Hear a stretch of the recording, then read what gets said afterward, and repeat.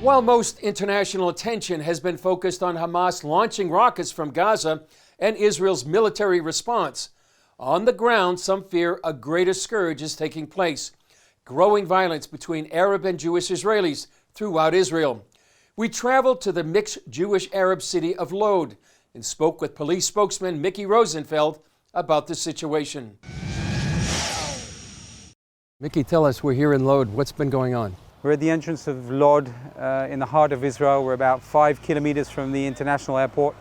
We've had major disturbances and riots that have taken place inside the city.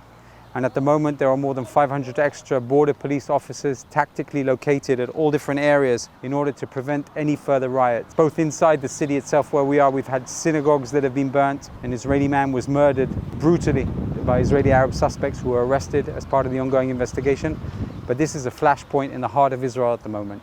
So as we cross here, Micky, what sparked all this? How did this all get started? Well, this was part of the tensions that took place all across Israel. Unfortunately, by Israeli Arabs who were involved in disturbances, took to the streets unnecessarily, and it's very sad to see because the Israeli Arabs are part of our communities. All of a sudden they take to the streets, and as you can see here, they were burning stuff, burning equipment. They were involved in full-scale riots. All of this was equipment that they used to block the roads. There was a full-scale riot where our police units over here where we are right now had to use non-lethal weapons and disperse and prevent Israeli Arabs from attacking Jewish people here in the cities.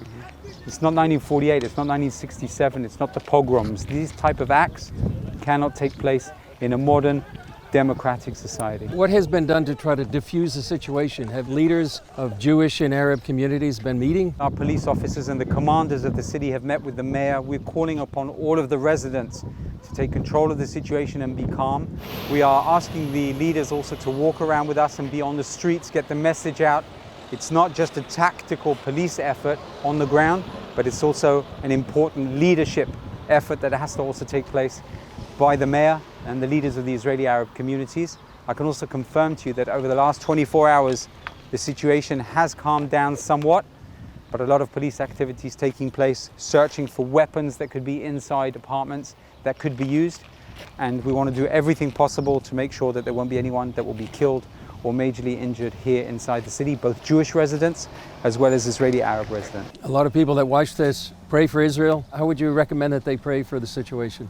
Well, Israel is a strong country. Israel has a humanitarian army. We're praying for our soldiers and our security officers and the Israeli National Police. They're doing everything to protect and serve the country. We've been through difficult times before.